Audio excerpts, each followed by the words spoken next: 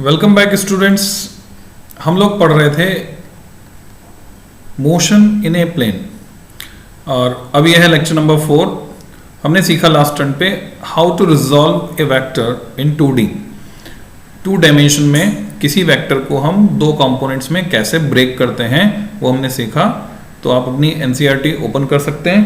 इसी लेक्चर को मैं कंटिन्यू कर रहा हूँ। पहले हम बचा हुआ हिस्सा देखेंगे रेजोल्यूशन इन 2D का, देन हम जो है रेजोल्यूशन इन 3D 3 डायमेंशन में कैसे रिजोल्व करना है किसी वेक्टर को वो सीखेंगे। तो let's start.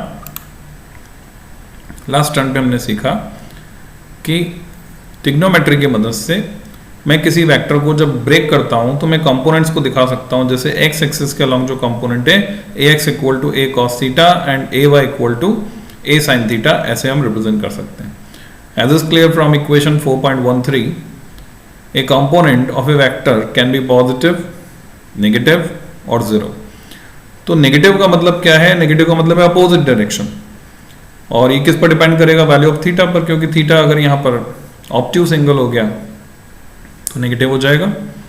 Now we have 2 ways to specify a vector A in a plane. It can be specified by, किसी वेक्टर को हम किसी प्लेन में कैसे कैसे स्पेसिफाई कर सकते हैं बच्चों? Its magnitude A and the direction theta it makes with the x axis. तो 2 क्वांटिटीज तो ये हो गई, उसका मैग्नीट्यूड, उसकी डायरेक्शन हम एंगल थीटा से दिखाने वाले हैं। Its components A X and A Y. दूसरा तरीका जो है रिप्रेजेंट करने का वो ये है कि हम कंपोनेंट्स के फॉर्म में उसको एक्सप्रेस कर सकते हैं। If A and theta are given, तो जब भी इस फॉर्मेट में दिया रहेगा ax and ay can be obtain, इनको हम ऑब्टेन कर सकते हैं यूजिंग इक्वेशन 4.13। जैसे ax हो जाएगा a cos थीटा, ay हो जाएगा a sin theta. If ax and ay are given, इसकी बजाय अगर आपको ax और ay दिए हुए होंगे तो a और थीटा कैसे मिलने वाले हैं आपको? तो उसका जो तरीका है, हम ट्रिग्नोमेट्री का फॉर्मूला जानते हैं, sign square theta plus cos square theta 1 होता है। तो अगर मैं इन दोनों इक्वेशन को स्क्वायर करके ऐड कर दूं तो मुझे क्या मिलने वाला है बच्चों? X square plus A Y square equal to A square cos square theta plus A square sine square theta. तो यहाँ से ए की वैल्यू आ गई मेरे पास, तो मैग्नीट्यूड ऑफ ए मुझे मिल गया under root of A X square plus A Y square.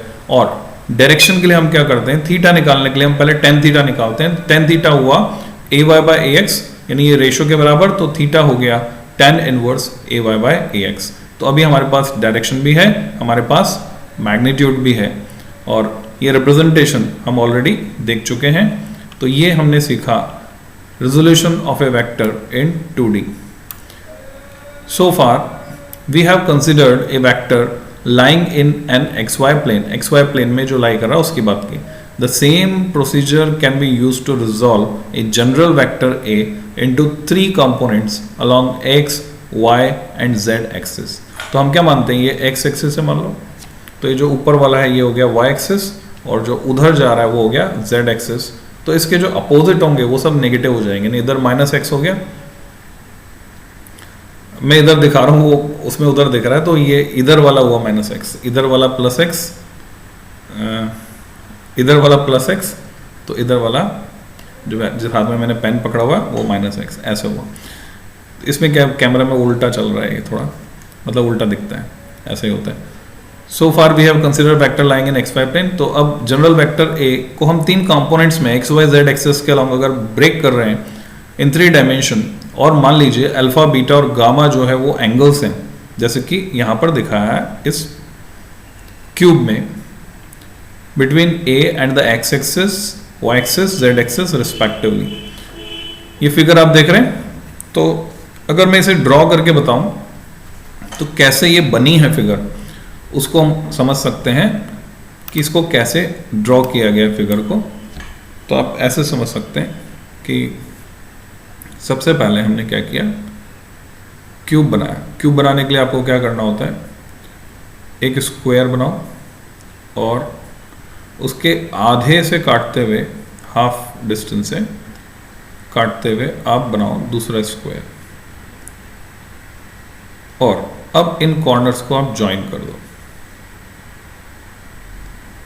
तो ये कॉर्नर्स को हमने ज्वाइन कर दिया।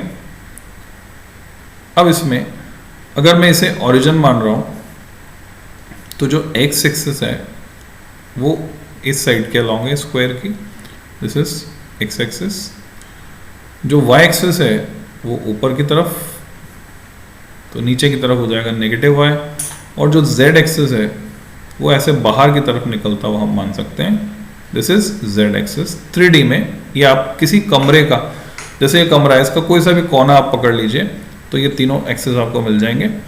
अब वो जो वेक्टर है हमारे पास, मान लीजिए फोर्स वेक्टर है, कोई वेक्टर ये भी ले सकता हूँ मैं, मान लीजिए फोर्स वेक्टर है, ये फोर्स वेक्टर जिसको मैं दिखा रहा हूँ F से, और मान लीजिए पॉइंट है P। तो नेमिंग कर देते हैं पहले।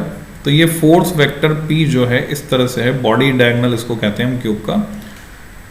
तो अगर मैं नेमिंग करता हूँ P Q R S, ये मैंने नाम रख दिए इनके,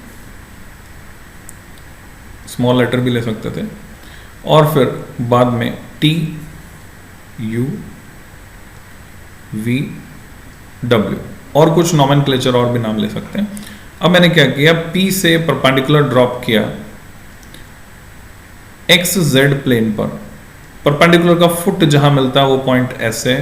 अब मैं S से परपेंडिकुलर डालता हूं एक्स एक्सिस पर, तो मुझे ये जो हिस्सा मिला, this is component of F along x axis.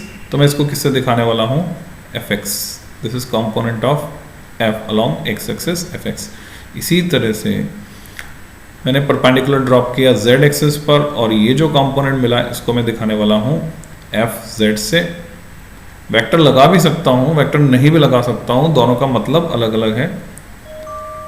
और P से मैंने परपेंडिकुलर ड्रॉप किया y एक्सिस पर, परपेंडिकुलर का फुट जहां मिलता है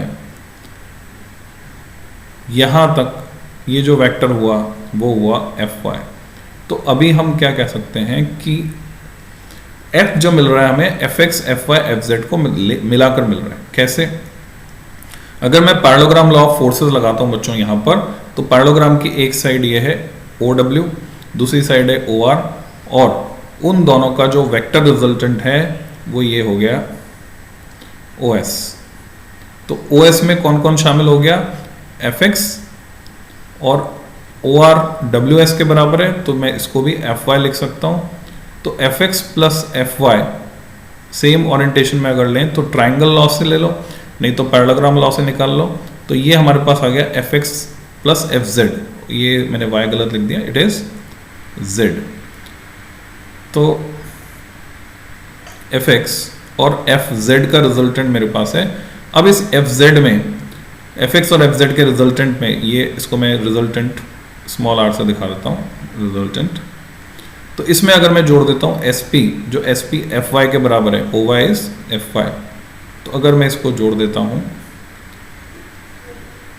तो मैं लिख सकता हूँ F किसके बराबर हुआ, ट्राइंगल लॉ से F हुआ R प्लस Fy, जबकि जो R है वो किसके बराबर है, R बराबर है Fx प्लस Fz। तो कुल मिलाकर हमारे पास जो रिलेशन आया वो आ गया Fx plus Fz plus Fy, जिसको मैं अगर सीक्वेंस में लिखना चाहूँ तो हम लिख सकते हैं इसको सीक्वेंस में। तो लिखने का जो तरीका है वो हम ये भी यूज़ कर सकते हैं, vector F equal to x direction में कंपोनेंट Fx मल्टीप्लाइड बाय उस डायरेक्शन में unit vector i cap, y direction का component Fy multiplied by j cap, z direction का component Fz multiplied by k cap. तो ये हुआ vector notation. अब मुझे इसका मैग्नीट्यूड अगर निकालना है तो मैग्नीट्यूड हो गया F इक्वल टू, क्योंकि तीनों वेक्टर एक दूसरे के परपेंडिकुलर है तो रिलेशनशिप क्या मेंटेन होगी, मैग्नीट्यूड हो जाएगा under root of Fx square plus Fy square plus Fz square. हम इसको प्रूव कर सकते हैं पर ज़रूरत नहीं है हमको इसको प्रूव करने की। और अगर मुझे डायरेक्शन निकालनी है तो मुझे इसकी डायरेक्शन में यूनिट वेक्टर निकालना होगा, जिसको मैं F कैप से दिखा सकता हूँ, और वो हो जाएगा vector F divided by its magnitude.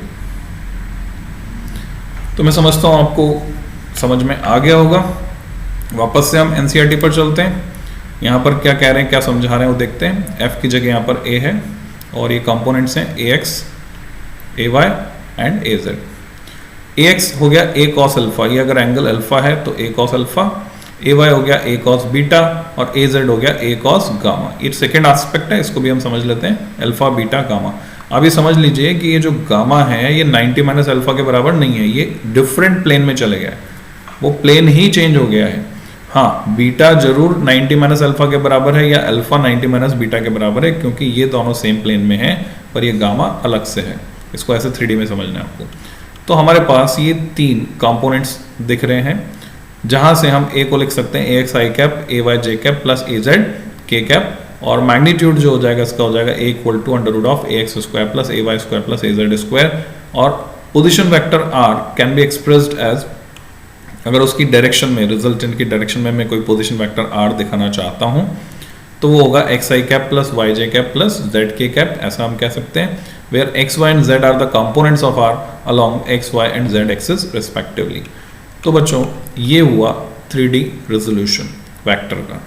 अब यहाँ पर जब हम वेक्टर्स को डिटेल में पढ़ते हैं और डिटेल में, तो अल्फा बीटा एंड गामा को हम बोलते हैं डायरेक्शन कोसाइंस, क्योंकि कॉस थीटा आ रहा है इसमें और ये उसकी डायरेक्शन बता रहे हैं रिस्पेक्टिव वेक्टर्स की, इसलिए अल्फा बीटा एंड गामा के जो कॉस लिए हमने, cos alpha cos beta and cos gamma, इनको हम कहते हैं direction cosines.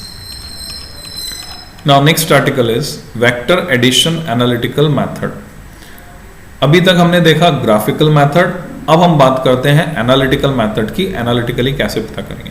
Although the graphical method of adding vector help us in visualizing the vectors and the resulting vector, it is something tedious and has limited accuracy। बच्चों diagram बनाना पड़ेगा पहली बात तो, और लिमिटेड एक्यूरेसी क्यों कहा है वो भी समझ में आएगा। इट इज क्योंकि नापना पड़ेगा हमें ना, ज्योमेट्रिकली देखना पड़ेगा, तो ज्योमेट्रिकली नापने में हमसे गलती हो सकती है।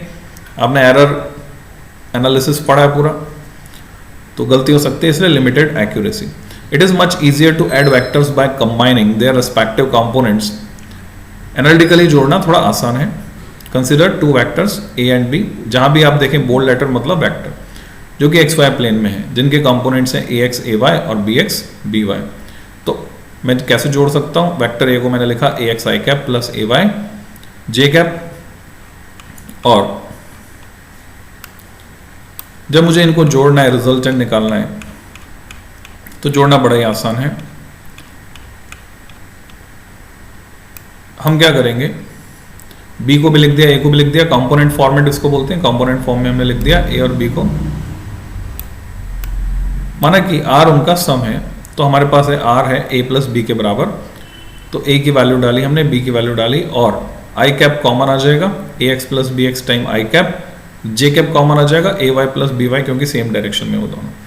तो हमें आर को अगर कंपोनेंट फॉर्मेट में एक्सप्रेस करना है, R X I cap plus R Y J cap, तो यहाँ से हम कंपेयर करके बता सकते हैं आर एक्स किसके बराबर होगा, A X plus B X magnitude में, और आर वाई का मैग्नीट्यूड क्या होगा, यानी वाई कंपोनेंट का मैग्नीट्यूड होगा A Y plus B Y. Thus, each component of the resultant vector R is the sum of corresponding components of A and B। और 3 dimension में अगर जोड़ना है आपको, तीसरा कंपोनेंट और आ गया, यानी के कैप, ए जेड के कैप यहाँ आ गया, बी जेड के कैप यहाँ आ गया, तो आर क्या मिल जाएगा हमको, ए प्लस बी, तो R X I cap plus R Y J cap plus R Z K cap, ऐसे हम लिख सकते हैं, जहां पर आर एक्स होगा A X plus B X, R Y होगा A Y plus B Y, R Z होगा A Z plus B Z. जब आप क्वेश्चन सॉल्व करेंगे तो उसमें ये फॉर्मेट बहुत ही हेल्पफुल है, इजीली सॉल्यूशन हमें मिलता है। This method can be extended to addition and subtraction of any number of vectors. कितने भी वेक्टर्स को आप जोड़ो घटाओ कंपोनेंट्स में ब्रेक करके बहुत आसानी से काम होता है। फॉर एग्जाम्पल, आपको दिए हुए वेक्टर ए बी और सी, ए कंपोनेंट फॉर्म में है, बी कंपोनेंट फॉर्म में है, सी भी कंपोनेंट फॉर्म में है, तो जो वेक्टर टी है मान लो वो पता करना है आपको, ए प्लस बी माइनस सी, तो क्या करेंगे, ए के कंपोनेंट्स बी के कंपोनेंट्स में जुड़ जाएंगे रिस्पेक्टिव कंपोनेंट्स, और सी के कंपोनेंट्स सब्ट्रैक्ट हो जाएंगे। तो आप देख पा रहे हैं अलजेब्रिक सम ये कर दिया हमने, और बहुत ही सिंपल सा है, T X T Y T Z तीनों कंपोनेंट हमें मिल गए। अब बात आती है आगे एग्जाम्पल्स की, तो क्वेश्चन आंसर मैं एक साथ कंबाइन करके लेता हूँ इस वीडियो में नहीं।